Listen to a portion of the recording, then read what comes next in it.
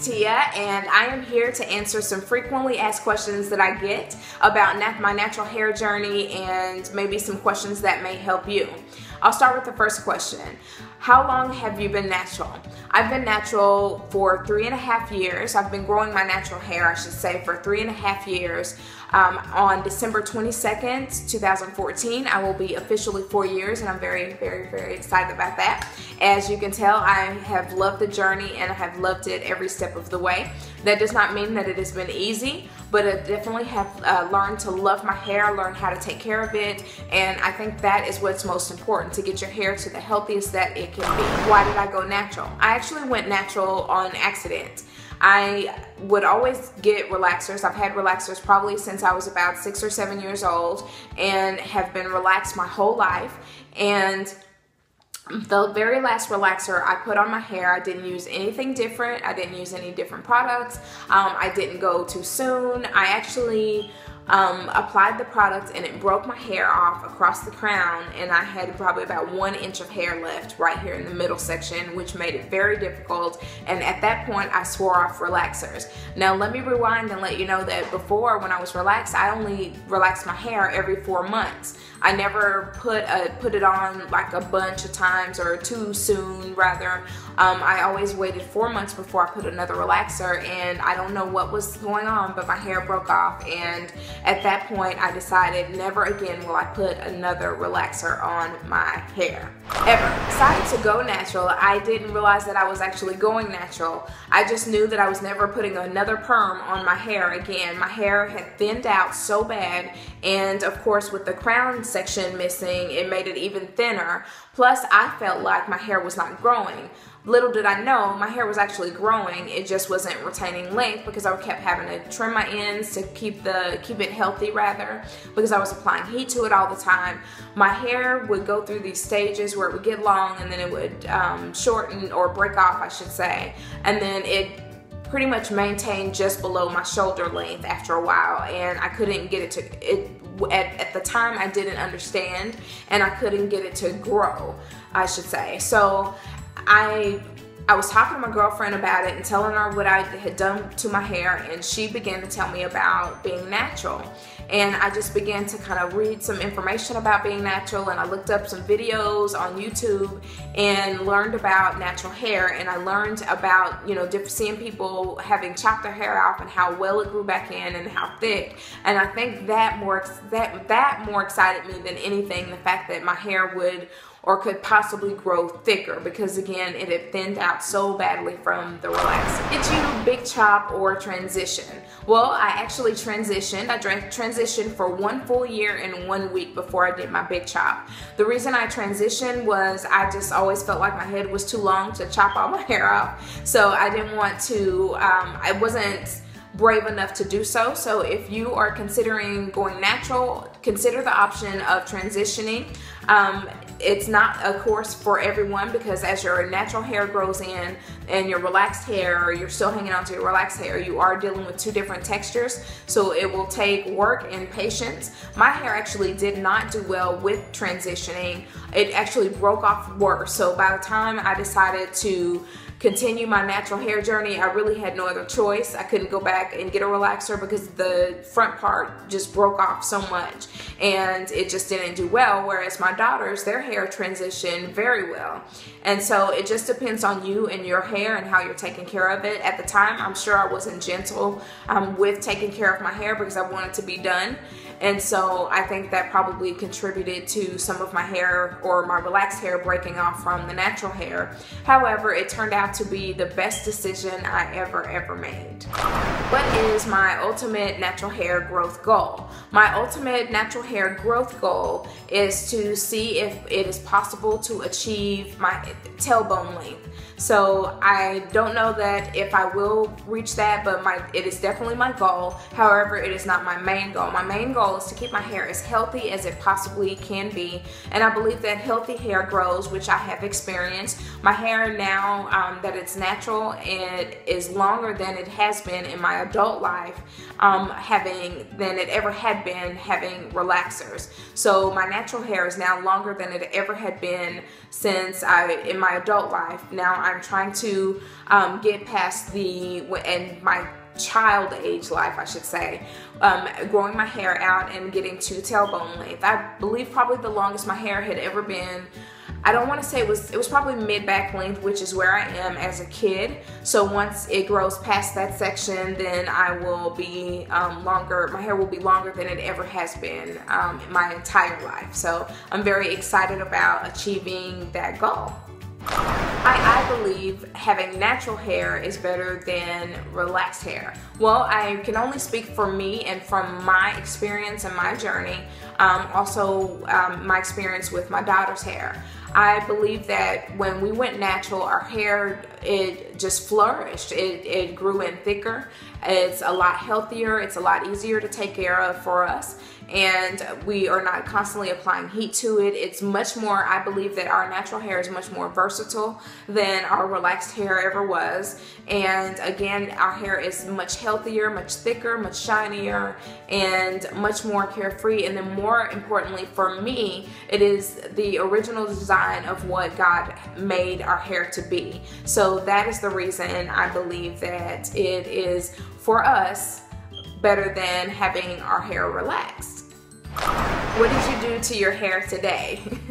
Well, my hair actually is an old wash and go that I stretched out or repurposed by braiding it up at night. I didn't apply any product to it, any extra oils or anything to it. I just would take sections and just plait it up, and that actually helped to stretch my wash and go curls. So what you see is really just my wash and go curls are really stretched, and my hair's been like this probably for, I would say, about 3 days now actually, and I'm actually planning to deep condition and start my wash and go or twist out process. I'm actually going to do a twist out rather than a wash and go, just because I'm trying to hold on to length retention. So that is what my hair is. I actually love my hair when it's stretched, or I should say when my wash and go is stretched, versus just having my hair stretched, because the curls give me the big volume that I want, and I really like it. So I hope you do too. What would I say was the most difficult part of my natural hair journey?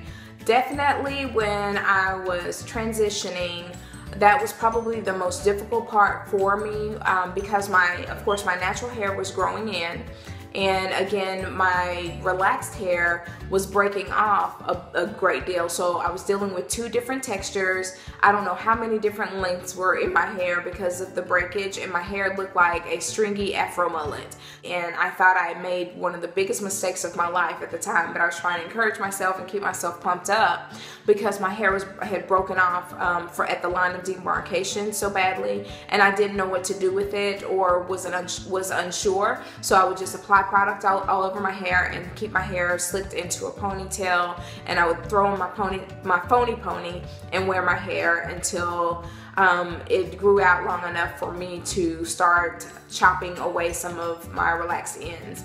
Now, one thing that I did to help was, once I had reached 8 months of natural hair growth, I did what I called a mini chop, and I cut off about I'm going to say 6.5 inches of relaxed hair, and I still had about 2.5 inches of relaxed hair or still attached to my new growth. And that actually helped, because one of the things that I would experience a lot of times was putting my hair into a ponytail, or trying to put my hair into a ponytail, and I would have all of this new growth, and so it was very, very thick, and then my relaxed hair was very thin, so my ponytail holder would just slide down the thickest parts of my hair and attach itself and tighten just around the relaxed parts of my hair, which made it very difficult to get a good smooth ponytail or a decent looking ponytail. So I did my mini chop to help with that process, and then once I reached 1 year and 1 week, I went ahead and chopped all of the remainder of my relaxed hair off of my hair. Did you do your big chop yourself? Yes, I definitely did my big chop by myself. What I did to achieve it, and you can do the same thing, was I took my hair and put it in sections, and I wet each section down, and I did very small sections, a little bit at a time. You definitely want to make sure you have some time to do so. So I took a spray bottle, sprayed the sections of my hair down, wet it down really well, and I put conditioner in it. This allowed my natural hair to curl up, and then my relaxed hair would stay hanging. And then once I did that, I twisted it up, and then that way I could better tell where to cut so that I didn't cut too much. And then once I did that, completed that process all over my head, I took it down, and then I just sprayed it down some more to wet it down really good, applied conditioner, and then I trimmed away the rest of any little straight relaxed ends that were poking out from my curly hair. Best advice to give someone immediately after you do your big chop: go home and deep condition your hair. That was the best thing that I ever did for my hair. When I first did my big chop, oh my gosh, it was so dry and frizzy. It looked great once it was wet, but once it dried, it was a hot mess, and my hair was like super duper dry, and that caught me off guard, very much so. And I honestly wondered, oh my gosh, did I make a mistake? What did I do?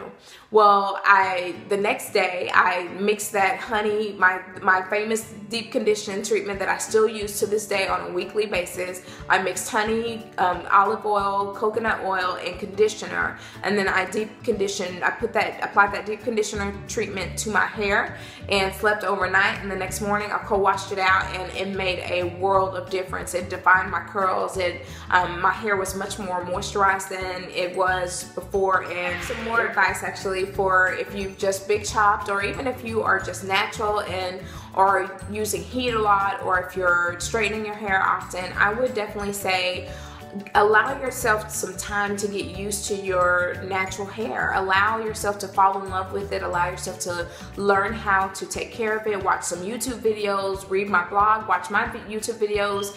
There's so many natural hair YouTube videos out there, not even just mine, but definitely take some time. Learn to love your hair, learn your hair, what works best for your hair, learn what products work best for your hair. Usually what I realize, and doesn't matter how your hair is, what texture it is, water, conditioner, and oil, you are good to go. It doesn't take a bunch of expensive, crazy products to do so. Just learn to take care of your hair. Just take some selfies, get confident, be bold, and just learn to just really love on your hair without using heat. I began to challenge myself a little bit at a time to go without heat, to stop straightening my hair, because when I was first transitioning, and especially when I had that short section in the crown, I would straighten my hair all the time just to try to get that to lay down, because I didn't know what to do with my hair. And I straightened it one time after I did my mini chop, just to see myself with short hair. I had a little short bob, I should say. And that was the very last time that I used heat on my hair, and the very last time I straightened my hair. And I will actually be 3 years this August without straightening my hair. So I'm very proud of myself, pat on the back, for doing so. And I noticed my hair began to just grow and really flourish, and be the healthiest that it had ever been in my entire life, because I wasn't applying heat to it all the time. And I'm experiencing great growth because of the overall health of my hair. Not necessarily because I'm not using heat, but the heat is a huge factor in just achieving healthy hair. So I hope that I'm encouraging you ladies to put the heat down just a little bit and for a little while, and accept my no heat challenge if you haven't done so already.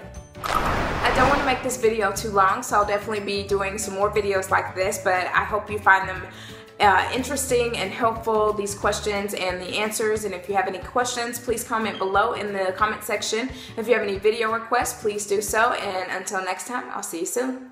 Love you ladies. Bye. Follow my blog, me, my girls, and ournaturalcurls.com. Fall in love with you and your God-given curls. Find me on Facebook, Tia-Tots5678. Follow me on Instagram at Tots_5678. Are you subscribed to my YouTube channel yet? If not, subscribe now.